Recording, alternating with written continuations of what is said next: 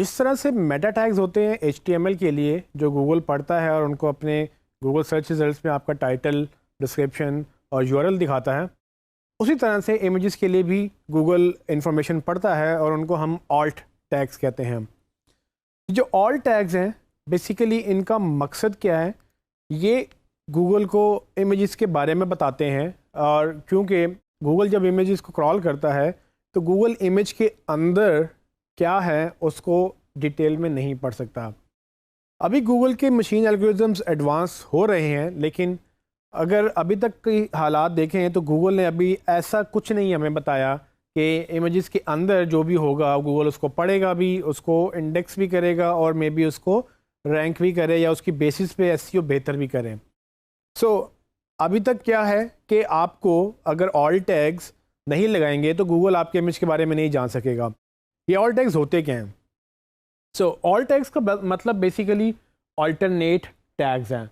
Alternate tags HTML में use होते हैं कि अगर आपने कोई इमेज लगाया है और इमेज लोड नहीं होता तो आपका उसकी जगह एक ऑल्टरनेट टैग आता है और वो ऑल्टरनेट टैग बेसिकली उसकी इमेज की जगह पर दिखाई देता है ताकि पढ़ने वाले को ये पता हो कि यहाँ पर इमेज किस चीज़ का है या यहाँ पर एक इमेज था। ये ऑल टैग्स या अल्टरनेट टैग्स बेसिकली गूगल भी यूज़ करता है और गूगल इन ऑल टैग्स से ये डिसाइड करता है कि अगर एक इमेज लगा हुआ है तो उस इमेज के अंदर क्या हो रहा है, मतलब वो इमेज किस के बारे में है और वो इमेज में एक्चुअली जब गूगल में कोई सर्च करे तो वो इमेज कैसे रैंक हो सकता है। इसको हम थोड़ा डिटेल में पढ़ेंगे। सबसे पहले मैं आपको दिखाऊंगा कि आप जैसे कि देख सकते हैं ये जो बेसिकली आपके सामने नज़र आ रहा है ये इमेज का एक HTML टैग है। अगर आप HTML में इमेज देखें तो वो HTML लैंग्वेज में इस तरह से लिखा हुआ होता है। आपको तो ऑफ कोर्स वो जब नज़र आएगा तो वो कुछ इस तरह से नज़र आएगा। ये बेसिकली वही इमेज है जो HTML जो कोड है वो जनरेट कर रहा है। HTML कोड में हमने स्माइली बनाया और उसकी विड्थ और हाइट बताई और हमने उसको दिखा दिया, लेकिन लिखा हमने उसको प्रॉपर टैग के अंदर है। इसके अंदर अब अगर आप गौर करें इस टैग के अंदर ऑल्ट टैग के नाम से एक डिस्क्रिप्शन भी लिखी हुई है जिसके अंदर स्माइली फेस का वर्ड लिखा हुआ है। ये ऑल टैग क्या करेगा, अगर ये स्माइली फेस लोड ना हुआ किसी भी वजह से, अगर डिसेबल्ड है इमेजेस या इंटरनेट नहीं चल रहा था तो इमेज लोड नहीं हो सका, तो आपका वो पीछे जो टेक्स्ट नज़र आएगा उस जगह पर जहाँ पर ये इमेज ने नज़र आना था वो आपको ऑल टैग नज़र आएगा। लेकिन गूगल भी इसी ऑल टैग के ज़रिए इंफॉर्मेशन अंडरस्टैंड करेगा कि ये बेसिकली इमेज के अंदर क्या है गूगल को नहीं पता, लेकिन गूगल को अब ये ज़रूर पता है कि ये स्माइली फेस हो सकता है। इसी तरह से मैं एग्जांपल देता हूँ। ये आपके सामने एक कार है, ये फोर्ड मस्टैंग कार है, लेकिन आप इसको देख सकते हैं, आपको नज़र आ रहा है इसका कलर रेड है, ये एक रोड पे खड़ी है, पीछे आसमान नज़र आ रहा है, पीछे दरख्त नज़र आ रहे हैं। लेकिन गूगल को क्या नज़र आ रहा है इसके अंदर? गूगल इसको देखकर ये जस्टिफाई नहीं कर सकेगा कि इसमें क्या क्या है।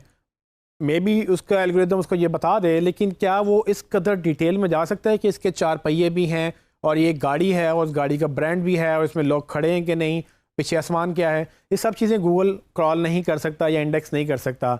इमेजेस के लिए गूगल को ऑल टेक्स्ट चाहिए।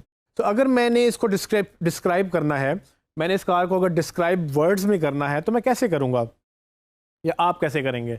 लेट्स सपोज इसका मॉडल 2012 और ये फोर्ड मस्टैंग कार है जिसका मॉडल LX है और इसमें कलर इसका रेड है।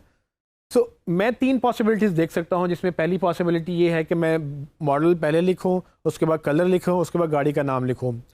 दूसरी पॉसिबिलिटी ये है कि मैं उसका नाम लिखूँ पहले गाड़ी का और मॉडल का, उसके बाद मैं उसका कलर लिखूँ और मैं फिर आखिर में ईयर लिखूँ। इसी तरह से मैं तीसरी पॉसिबिलिटी भी बना सकता हूँ। सवाल ये है कि इनमें से बेहतर कौन है, कौन सा वर्ड बेहतर है?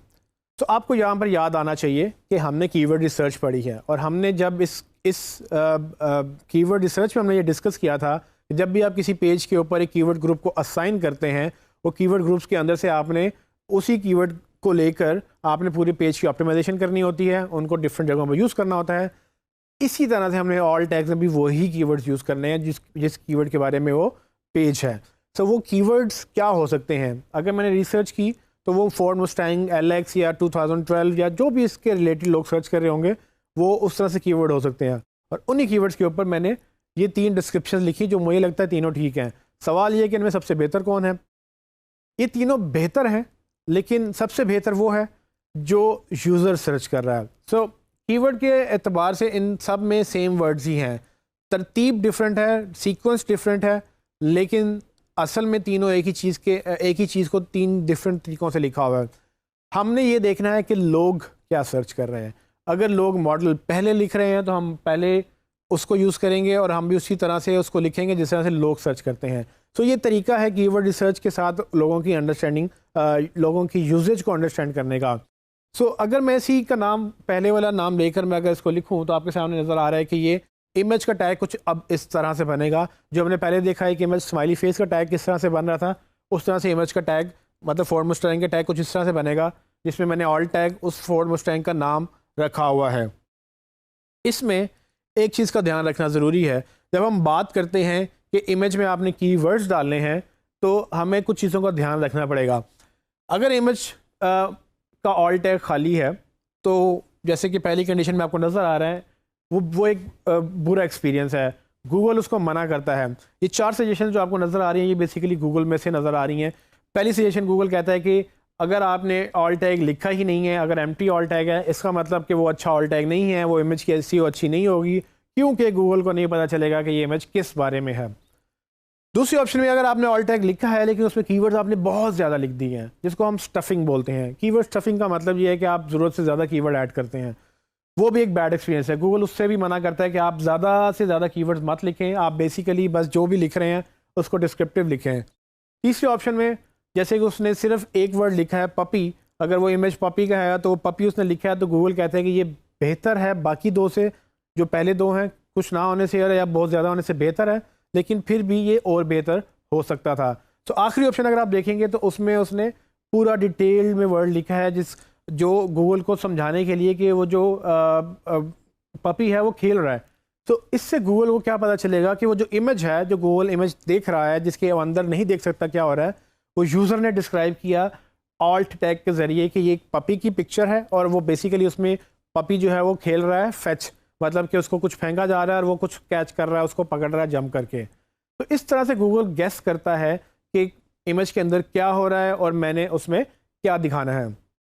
आपने क्या मेक श्योर करना है, आपने मेक श्योर ये करना है कि कोई भी इमेज आपकी वेबसाइट पे बगैर ऑल टैग के नहीं होना चाहिए, क्योंकि अगर कोई भी इमेज बगैर ऑल टैग के होगा तो उसका एक्सपीरियंस बहुत ख़राब होगा और हमें वो नहीं चाहिए। हमें एसईओ बेहतर करनी है और हम चाहेंगे कि गूगल में हम उसको बेहतर करके दिखा सकें।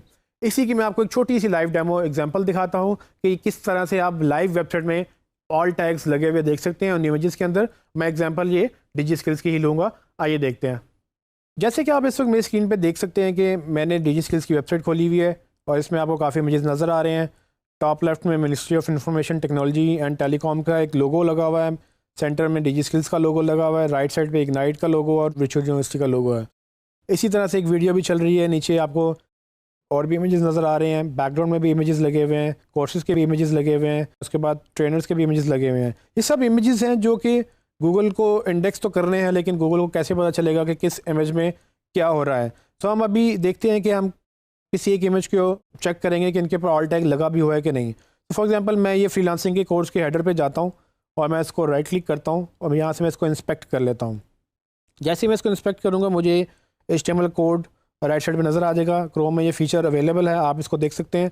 तो आप देखेंगे जैसे ही मैं इसकी कोड के ऊपर जाता हूँ तो लेफ़्ट साइड में वो इमेज वो हाईलाइट हो जाता है।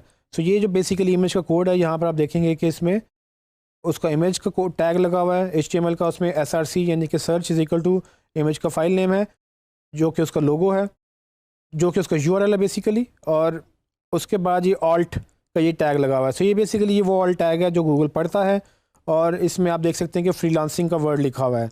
अब सवाल ये कि क्या ये एक अच्छा ऑल्ट टैग है या इससे बेहतर हो सकता है। तो चूँकि ये कोर्स फ्रीलांसिंग का है तो ये एक अच्छा ऑल्ट टैग है, लेकिन ये उससे मज़ीद बेहतर इस तरह से हो सकता है कि अगर हम इसको फ्रीलांसिंग कोर्स लिख लें या online freelancing course for Pakistanis लिख लें, तो जितना आप डिस्क्रिप्टिव होंगे गूगल को ज़्यादा अच्छा पता चलेगा कि इसमें क्या हो रहा है। आप ये भी लिख सकते हैं कि laptop on desk with books for course on freelancing with DigiSkills. So कहने का मकसद ये है कि जो भी आप इसमें लिखेंगे वो गूगल उसको पिक करेगा। जैसे कि अभी आपने देखा कि स्क्रीन पे हमने डिजिस्किल्स की एक वेबसाइट को ऑडिट किया, उसमें हमने देखा कि किस तरह से इमेज के ऊपर ऑल टैग लगा हुआ है। अब इस ऑल्ट टैग को बेहतर कैसे करना है वो आपकी कीवर्ड रिसर्च बताएगी। जब आप कीवर्ड रिसर्च का ग्रुप उसके साथ असाइन करेंगे तो आप देखेंगे कि पेज में कितने इमेजेस आ रहे हैं और उनके ऑल्ट टैग्स में क्या क्या होना चाहिए। सो अभी तक के लिए इतना ही। इसमें हम यही अंडरस्टैंड करना चाह रहे थे कि ऑल्ट टैग क्या होता है। मज़ीद हम नेक्स्ट वीडियोज़ में देखेंगे।